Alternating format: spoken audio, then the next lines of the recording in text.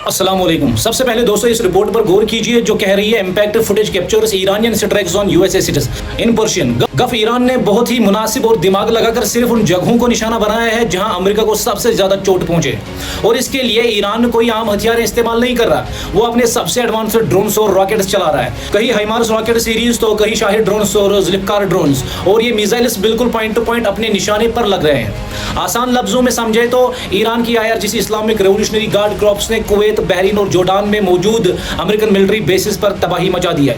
IRGC ने दावा किया है कि उन्होंने कुवैत में अमेरिका के patriot air defence system, satellite communication centre और हाइमार्स रॉकेट लॉन्चर्स को पूरी तरह राख कर दिया है। ये उनके ऑपरेशन नसर 2 का हिस्सा है। लेकिन दोस्तों ईरान यहाँ सिर्फ मिलिट्री अटैक नहीं कर रहा है, बल्कि एक जबरदस्त साइकोलॉजिकल वार भी खेल रहा है। ईरान ने कुवैत और जोर्डान की जनता के नाम एक इमोशनल मैसेज भेजा है। कुवैत के लोगों से ईरान ने कहा, हमारी आपसे कोई दुश्मनी नहीं है, हम आपसे बहुत प्यार करते हैं, लेकिन आपकी जमीन पर जो बच्चों के कातिल और कब्जाधारी अमेरिका बैठे हैं उन्हें अपनी जमीन से बाहर निकालिए।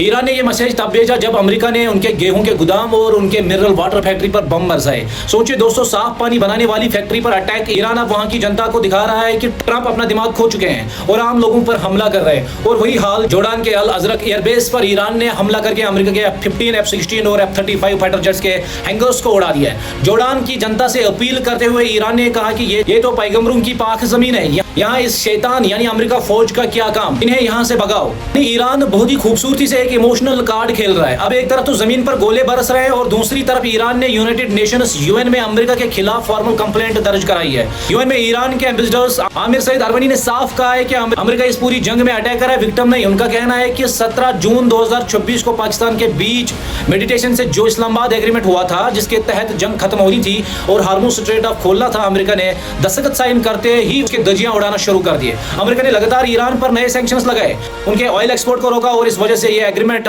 पूरी तरह खत्म हो चुका है। अब आते हैं सबसे बड़े मुद्दे पर दोस्तों, जो हमारे देश से जुड़ा है। दोस्तों, क्या आपको पता है कि अमेरिका हमारे प्यारे भारत पर 100% टैरिफ लगाने जा रहा है? जी हां, आपने बिल्कुल सही सुना। और इसका प्रस्ताव बिल किसी एक पार्टी ने नहीं, बल्कि अमेरिका के डेमोक्रेट्स और रिपब्लिकन दोनों ने मिलकर सीने पर दार दिया है। क्यों?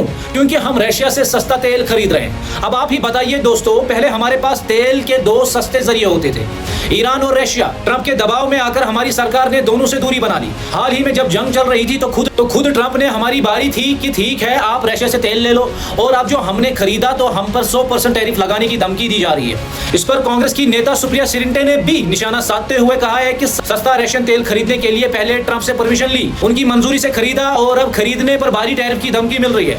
मोदी जी ने तो जैसे पूरी तरह सरेंडर कर दिया है। आखिर ऐसी क्या मजबूरी है दोस्तों कि हमारे देश के फॉरेन पॉलिसी को इस तरह कमजोर किया जा रहा है? कहीं इसके पीछे अमेरिका में चल रहा अडानी केस तो नहीं, जिसमें राहत पाने के लिए देश के हितों के साथ समझौता किया जा रहा है? सवाल तो उठेगा दोस्तों, और हम सवाल उठाने से पीछे नहीं हटेंगे। दोस्तों, सच के इस सफर में मेरा साथी बनिए। अगर आपको लगता है कि हम आप तक सही और बेबक खबर पहुंचाते हैं तो हमारे चैनल को जरूर ज्वाइन कीजिए और सपोर्ट कीजिए। आपको क्या लगता है कि आप भारत को अमेरिका के इस दबाव के आगे झुकना चाहिए? कमेंट करके अपनी राय जो है वो जरूर दें।